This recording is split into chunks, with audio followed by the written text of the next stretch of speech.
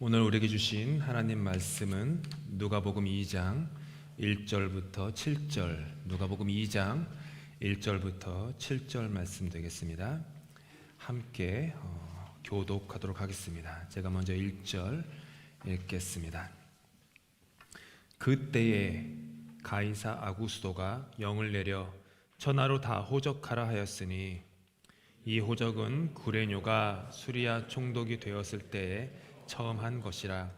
모든 사람이 호적하러 각각 고향으로 돌아가매 요셉도 다윗의 집 족속이므로 갈릴리 나사렛 동네에서 유대를 향하여 베들레헴이라 하는 다윗의 동네로 그 약혼한 마리아와 함께 호적하러 올라가니 마리아가 이미 잉태하였더라. 거기 있을 그때에 해산할 날이 차서. 함께 읽겠습니다. 첫 아들을 낳아 강보에 싸서 구유에 뉘었으니 이는 여관에 있을 곳이 없음이러라. 아멘.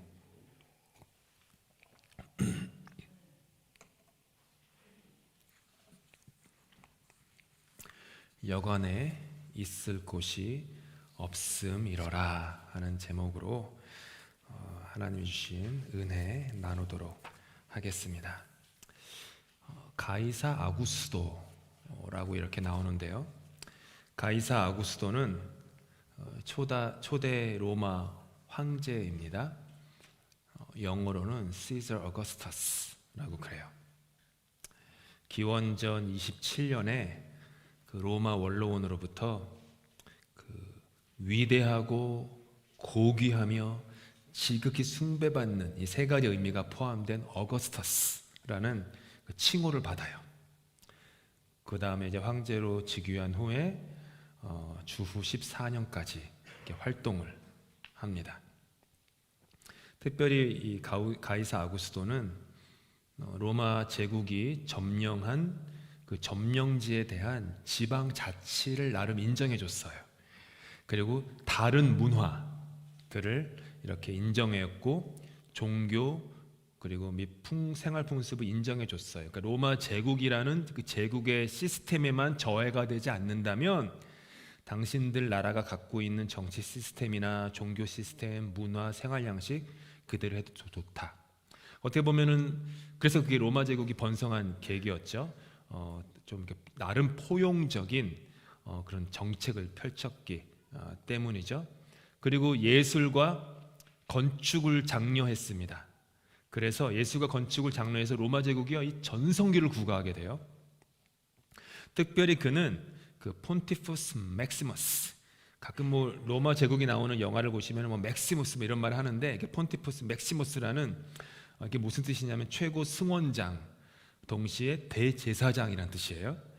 그 칭호를 받아요. 그래가지고 최고 종교 지도자까지 된 거예요. 최고의 종교 지도자.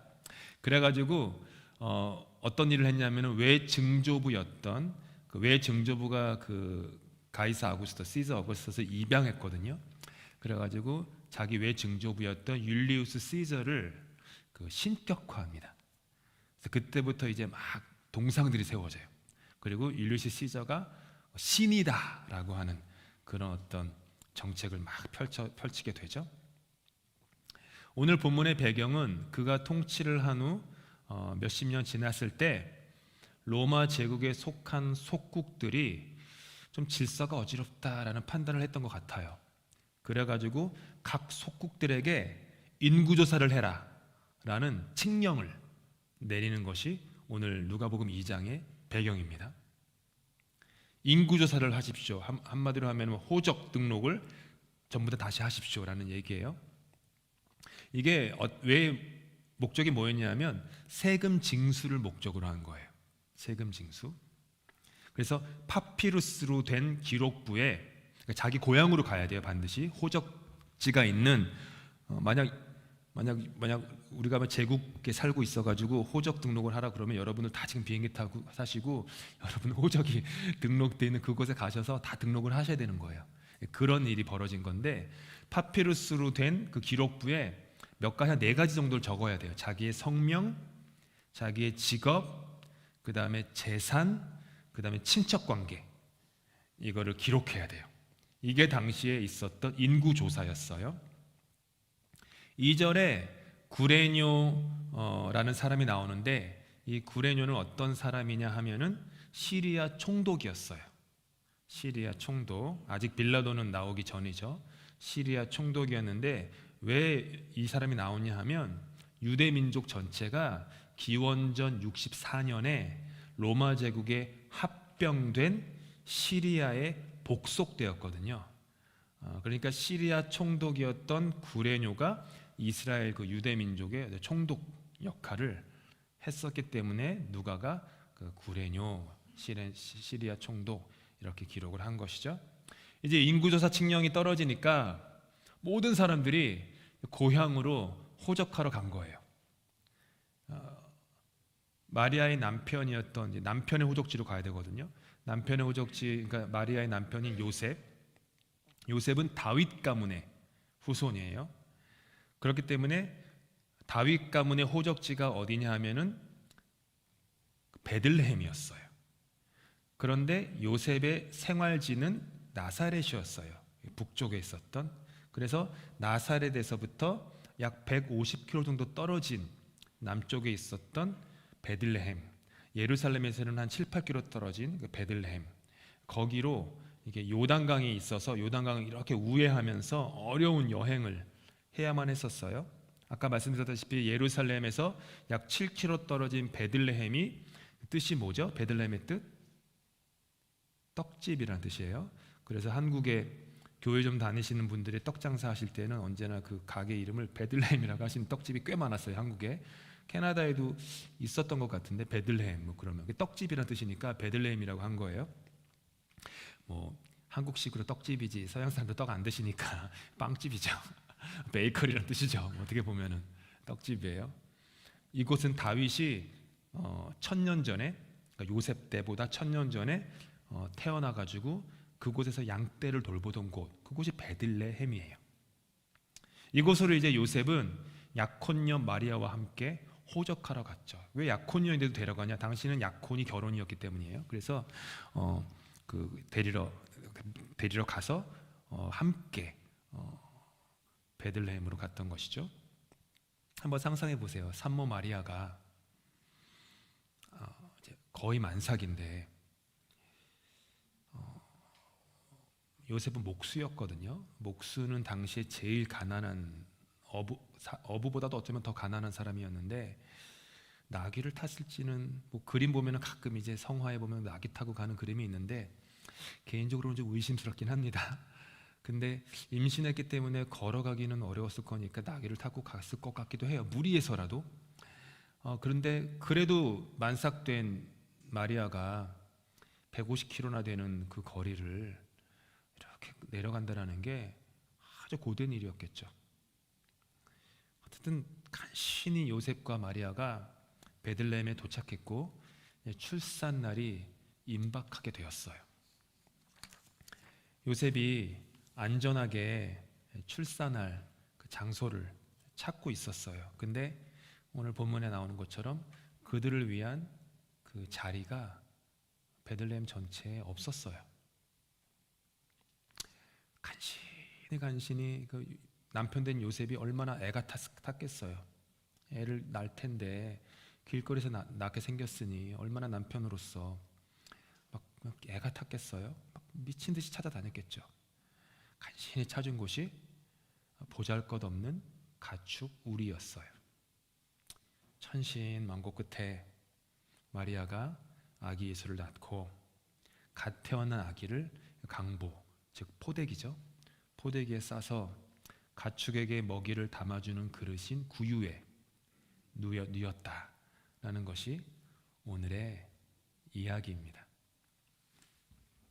한국에서 다니던 그 중고등부 때 다니던 교회, 제 한국인 홈처치에서는 1년에 한 번 그 중고등부에서 아주 큰 행사가 있었어요. 여기서 한국에서 혹시라도 중고등부를 다니셨던 분들은 아실 수도 있는데 뭐냐 하면은 문학의 밤이라고 하는 아주 큰 행사가 있었어요. 왜 문학의 밤 그랬는지 모르지만 아무튼 문학의 밤이라고 불렀어요. 대한민국 전 교회가 중고등부가 문학의 밤을 했어요. 이게 뭐냐면 중고등부에 있는 각 부서에서 수개월간 정성을 다해 준비한 그 공연을 성탄절 즈음에서 올리는 거예요. 성탄절 즈음이 왜 그러냐? 방학이기도 하고 대학 입시 시험도 끝나고 성탄절이고 하니까 이 딱 시즌이 좋거든요. 그래가지고 이제 공연을 하는 거죠. 주로 이제 그 당시에는 이제 문학의 밤이잖아요, 제목이. 그러니까 신앙송을 많이 했어요. 자작시를. 그때는 좀 문학적 감수성이 풍부했던 시기였던 것 같아요. 시를 써가지고 신앙송을 이렇게 센치해가지고 뭐 신앙송하고 뭐 이러면서, 그리고 뮤지컬도 하고 연극도 하고, 그 다음에 막 노래도 부르고 뭐 성가대도 하고 듀엣도 하고 솔로도 하고 막 그냥 한두 시간 정도 공연을 하는 아주 성대한 문학의 밤이죠. 저도 그 문학의 밤 준비한다고 정말 고생 많이 했거든요. 지금도 기억나요.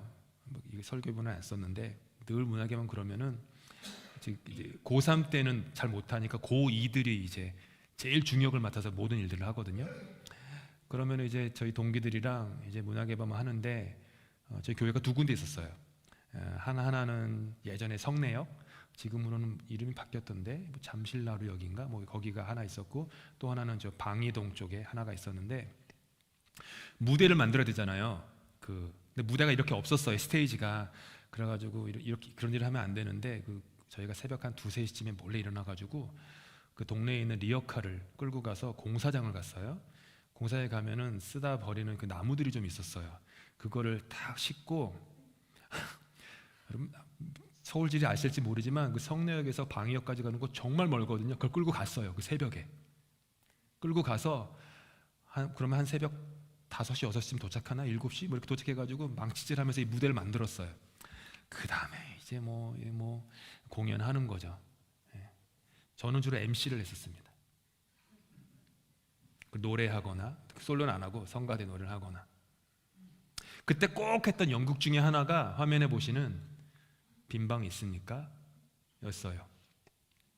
이게 미국의 한 시골 교회에서 실제로 있었던 사건이 아주 조각 기사로, 아마도 제가 생각할 때는 가이드 포스트지 같은 데 올라왔는데, 그거를 어떤 한국 분이 보시고 연극으로 각색한 거예요. 그래서 빈방 있습니까? 그래서 이 내용이 이래요. 한국의 이제 어느 시골 교회에서 성탄절 연극을 준비하고 있었어요. 그 중고등부에는 바보, 소년, 덕구가 있었어요. 이 친구가 연기를 할 수도 없고 지능이 떨어져서 연기도 할 수 없고 대사도 못 외우니까 이 연극을 지도하는 그 중고등부 선생님이 너무 고민이 많았어요. 근데 뭐 하나도 맡기긴 해야겠고 어떻게 뭘 맡기지 하다가, 그래 제일 쉬운 거 하나 맡기자. 너 여관 주인 해. 그리고 대사 단 한 줄만 하면 돼. 마리아랑 요셉이 와가지고 빈방 있습니까? 라고 물어볼 때 빈방 없어요. 딱 그 한마디만 하면 돼. 덕구가 정말 정성을 다해 연습을 했어요. 몇 달 동안. 빈방 없어요. 매몰차게 할까? 아니면 따뜻하게 빈방 없어요? 할까? 고개를 돌리고 할까? 뭐 수많은 생각을 하면서 막 연습을 엄청 했어요. 빈방 없어요. 빈방 없어요. 드디어 이제 성탄절이 되고 연극이 시작되었어요. 쭉 이야기가 진행되다가 드디어 이제 추운 겨울에 요셉과 마리아가 이제 찾아와요.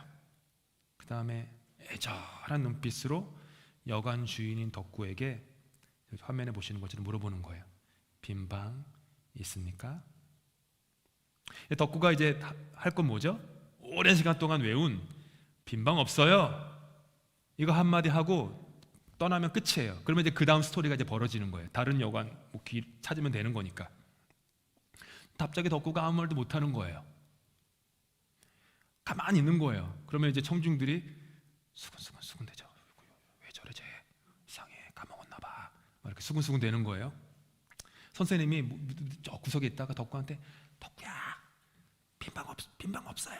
얘기해야지. 빈방 없어요. 덕구의 눈에 눈물이 그렁그렁 하는 거예요. 그러다가 간신히 대사 한마디를 내뱉어요. 빈방 있어요.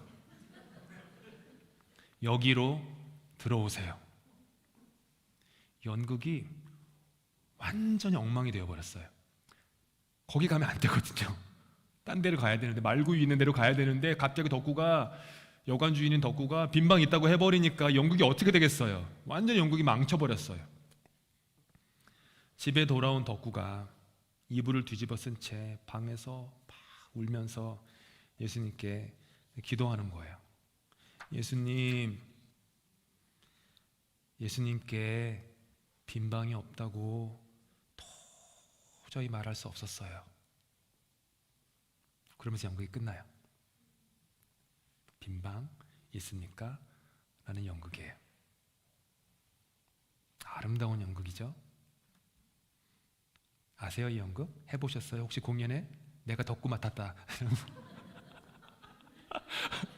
선생님이 나를 덕구 시키셨다 이런 분 혹시 있으신지 모르겠지만, 근데 여러분 그거 아세요? 이 연극에 일어났던 이 일이 실제로 2000년 전에 베들레헴에서 일어났던 일이에요. 보통 성경에 나오는 여관이라는 단어는요, 거의 대부분 판도케이온이라는 단어를 써요. 판도케이온. 이게 화면에 보시는 것처럼 여관 혹은 여행객 숙소라는 뜻이에요. 예를 들어서 여러분이 아시는 사마리아, 선한 사마리아인 이야기가 있죠. 강도 만난 사람이 있었는데 선한 사마리아인이 그를 이렇게 치료한 다음에 데리고 가서 여관에 맡겨요. 그때 성경이 말하는 여관이라는 단어가 판도케이온이에요. 그러니까 인이에요. 숙박시설, 상업적 숙박시설이죠. 근데 그거 아세요? 오늘 본문에는 판도케이온이라는 단어가 안 쓰였어요. 카탈리마 라는 단어가 쓰여서, 루가가 이런 단어를 쓸 때는 뜻이 있는 거예요. 카탈리마, 이거는요 물론 여관이라는 뜻도 있는데 더 중요한 뜻은 뭐냐면 게스트룸, 손님방이라는 뜻이에요. 그래서 많은 영어 성경에도 오늘 영어 제목도 There was no place in the guest room, 이렇게 There was no place in the inn이 아니라 There was no place in the guest room 이렇게 얘기하는 거예요. 당시 베들레헴에 있는 대부분의 집들은요 단칸방 형태의 집이었어요. 그리고 여유가 있는 가정만, 돈이 조금 있는 가정만 약간 높은 위치에 다락방이 있었어요. 그리고 그 다락방을 카탈리마 혹은 게스트룸, 손님방, 한국으로 치면 뭐죠? 사랑방으로 썼던 거예요. 여러분이 잘 아시는 마가의 다락방에 예수님과 12제자가 모여서 성찬을 했다, 성만찬을 했다. 13명이 모여서 성만찬을 할 정도로 마가의 집은 부자였다는 뜻이에요. 게다가 사도행전 1장에 보니까 120명의 성도들이 예수님이 승천하신 다음에 또 역시 마가의 다락방에 모여서 기도하고 있었어요. 상상해 보세요. 120명이 모일 정도의 어퍼룸이 있었던 거예요. 다락방. 마가의 집이 그만큼 부자였던 거예요. 그런 다락방. 근데 오늘 본문은 그게 아니에요. 신학자 케네스 베일리라는 사람이 있는데, 이분이 오랜 시간 걸쳐가지고 2000년 전에 팔레스타인 지역에 있었던 가옥 구조를 연구해서 내놓은 연구 결과물이 있어요. 이 그림을 보면 오늘 성탄의 이야기가 사뭇 달라지실 거예요. 당시 베들레헴에 살던 사람들은요 대부분 가난했어요. 그리고 거의 대부분의 사람들이 농업을 했어요. 그리고 이들이 가지고 있었던 집은 대부분 단칸방이었어요. 이들에게는 아주 소중한 소, 나귀 혹은 양 몇 마리만 가지고 있었어요. 그게 재산의 전부예요. 그래서 이들의 단칸방 집 안에 소중한 가축들을 두었어요. 우리는 흔히 가축우리가 따로 떨어져 있는 걸 생각하시죠? 대부분의 베들레헴에 있었던 그 2000년에 살았던 사람들은 단칸방 안에 가축우리가 있었어요. 그 가축우리가 따로 떨어져 있지 않았다는 거죠. 예전에 한국이나 추운 북방 나라들을 보면요, 가난한 그들의 농촌집 안에도 그들의 소중한 가축들이 머무는 공간들이 있었거든요. 똑같은 거였어요. 가축들을 따뜻하게 해줄 수 있었고, 그리고 무엇보다 분실의 위험이 없었기 때문이죠. 당시 베들레헴의 가난한 가정의 전형적인 가옥 형태는 이처럼 사진에 보시는 것처럼 집 맨 왼쪽 낮은 곳에 들어가는 문이 있고요. 그 문을 열면 바로 실내 마구간이 있어요. 그리고 거기를 조금 지나면 오른편에 작은 계단이 있어서 거기를 올라가면 바로 그곳이 가족이 머무는 단칸방이 되는 거예요. 이게 뭐냐 하면 집 안에 방이 2개가 있었지만 벽은 따로 없었기 때문에 낮은 곳은 가축우리이고 높은 곳은 단칸방이었다라는 거예요. 여유가 있는 가정만 저 오른쪽 끝쪽으로 게스트룸이 따로 있었어요. 그리고 구유는 그게 말구유일지 양구유일지 모르지만 아무튼 구유는 가족이 머무는 단칸방과 실내 마구간이 만나는 그 자리, 즉 마구간 쪽이 아니라 안방 쪽으로 그 따뜻한 구들장에 그 구유가 놓여 있었어요. 그래서 가족들이 있는 방 쪽으로 목을 내밀어서 구유에 놓인 여물을 먹었던 거예요. 이게 당시의 일반적인 베들레헴 가정의 집 구조였어요. 이게 무엇을 의미하는 걸까요, 여러분?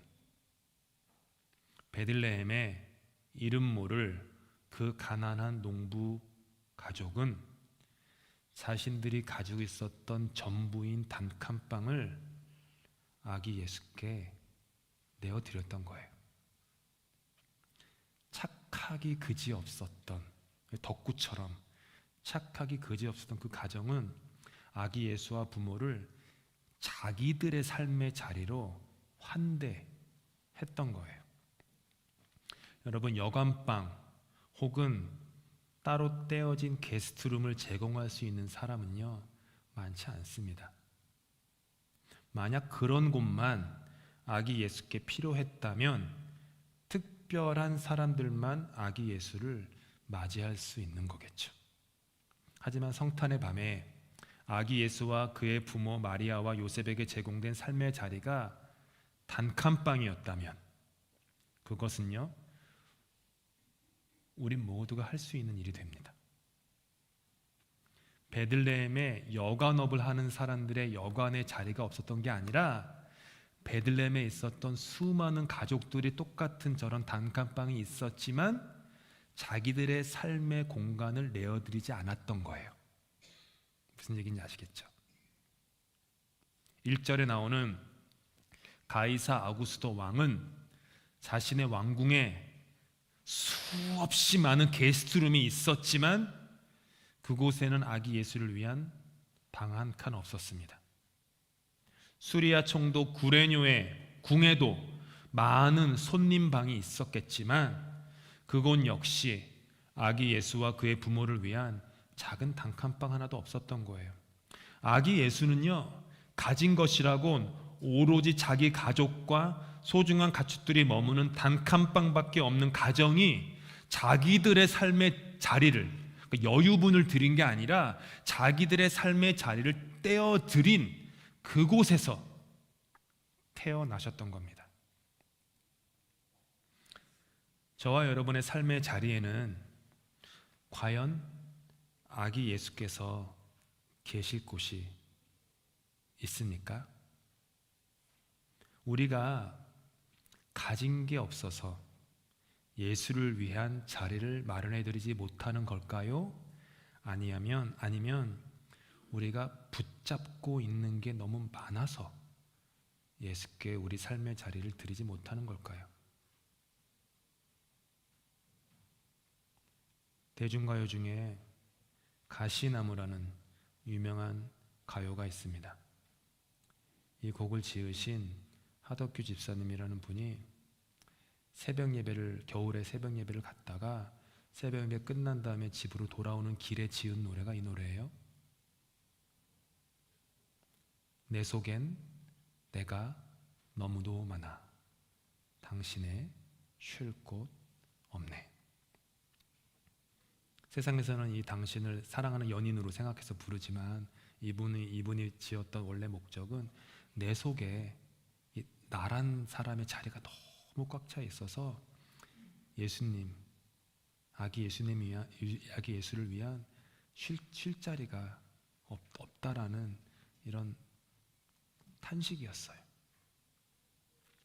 내 삶의 자리가 나로 가득 차면 예수의 몸 누일 자리가 없습니다. 여러분, 아기 예수께서 겸손하셔서 말구유에 누이신 것이 아니에요. 만약 아기 예수께서 겸손하셨기 때문에 말구유에 누이셨다고 한다면 우리 모두는요, 우리의 방한칸 내어드리지 못한 책임에서 회피할 수 있어요. 그분이 겸손해서 그런 거니까. 근데 결코 그렇지 않은 거예요.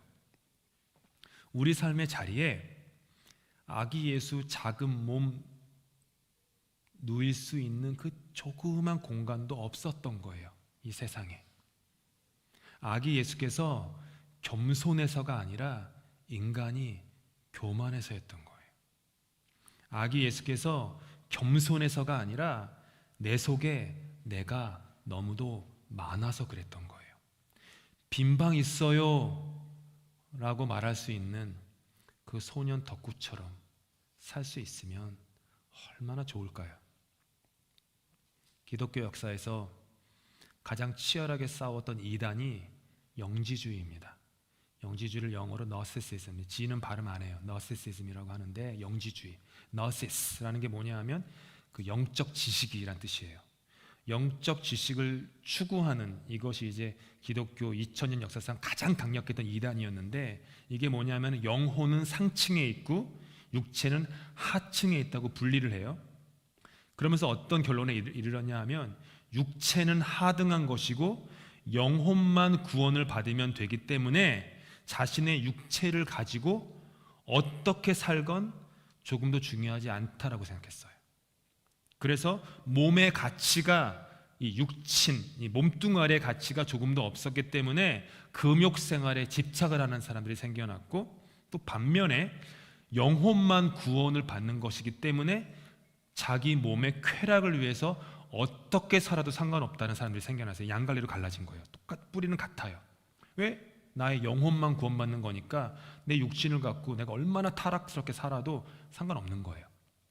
그러다가 이들이 가진 결론이 뭐냐 하면은 당연히 예수께서 인간의 몸을 입고 오지 않고 영혼으로 오셨다라는 결론에 다다랐어요. 그래서 십자가에 달려 죽으신 예수는 그분의 몸이 바뀌신 게 아니라 그분의 영혼이, 그냥 우리 눈에 보일 때 육체였을 뿐 영혼이 못에 박힌 거다, 이렇게 했던 거예요. 이게 이제 기독교 역사에서 가장 치열하게 싸웠던 이단이에요. 근데 지금도 있어요. 이게 제가 토론토 대학 다닐 때 가끔 이제 그 세인트 조지 스트리트나 이런 데 가보면 가끔 뉴 너시시즘 세미나 해가지고 그 전봇대에 그 세미나가 붙어요. 그만큼 있는 거죠. 근데요, 하나님의 독생자 예수께서 우리가 살고 있는 이 지구의 이 마음자리에 영으로 오신 게 아닌 거예요. 영지주의는 그렇게 얘기하지만 예수님은 그렇게 오신 게 아니에요. 아기 예수님은요, 몸이라고 하는 구체적이고 실제적인 삶의 자리에 성육신하신 거죠. 혹 우리는요, 알게 모르게 이 신영지주의에 빠져 있지는 않은지 한번 생각해 보았어요. 이게 뭘까요? 한번 들어보세요. 교회에서 나오는, 저를 포함해서 수없이 많은 메시지가 뭘 강조하냐면 마음을 강조해요. 마음. 그렇죠? 하지만 마음만 강조하다 보니 육화되는 일상의 삶은 무시되는 거예요. 마음만 강조하다 보니 교회라는 건물에서 드리는 1시간 정도의 예배에서만 집중되고 나머지 일상의 삶은 이렇게 밀려나는 거죠. 예를 들어서 오늘 본문의 이야기를 제가 예수님이 우리의 마음의 자리에 아기 예수를 위한 자리를 마련해야 됩니다라고 제가 얘기를 했다고 해보세요. 그러면 뭐 익히 아시는 그런 결론으로 가는 거죠. 우리의 마음의 자리에 아기 예수의 자리를 마련해 드립시다. 마음에 어느 정도 깨달음이 생기기도 하고 뉘우치기도 하고 반성하기도 하죠. 근데 딱 거기까지 멈추는 거예요. 아기 예수를 내 마음에 방 한 칸을 마련한다는 지극히 추상적이기만 하고 내 눈과 타인의 눈에는 보이지도 않는. 그래서 오늘의 이야기가 그저 마음의 감동과 온기만 줄 뿐 삶의 구체적인 변화는 일으키지 않는 그런 이야기가 될 뿐이죠. 저와 여러분이 각자의 인생에서 아기 예수께 드릴 수 있는 구체적인 삶의 자리는 무엇일까요? 황제 가이사 아구스도나 총독 구레뇨 정도가 되면 드릴 수 있는 것이 아닙니다.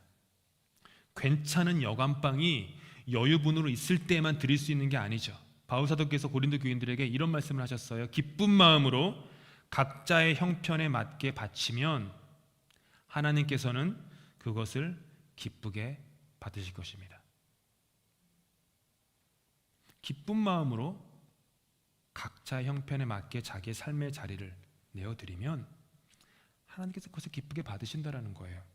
성탄의 밤 베들레헴에 소박한 한 농부의 가정은 자신들의 형편에 맞게 자신들의 단칸빵을 아기 예수께 내어드렸어요. 매우 실제적이죠. 하나님께서는 그것을 무척이나 기뻐하셨음이 틀림없습니다. 왜냐하면 그들이 자신들의 형편에 맞게 드린 바로 그 소박한 자리에 하나님께서는 자신의 독생자 예수 그리스도를 주셨기 때문이에요. 단칸빵과 말구유밖에 안 되는 것을 내어드린 가정이었건만 그들은 온 인류의 구세주를 처음으로 맞이한 증인이 될 수 있었던 것이죠. 여러분, 누구라도 자기의 삶의 자리를 아기 예수께 내어드릴 수 있습니다. 예수님께서는 초라한 단칸빵, 말과 염소의 울음소리가 들리고 여물의 냄새가 코를 찌르는 그 소박한 방에 말구유에 누이셨어요. 누구라도 자신의 말구유 정도는 내어드릴 수 있습니다. 덕구가 빈방 없어요 라고 하는 간단한 대사조차 하지 못한 채 울먹이며 빈방 있어요, 여기로 들어오세요 라고 했던 것처럼 우리도 그렇게 할 수 있습니다.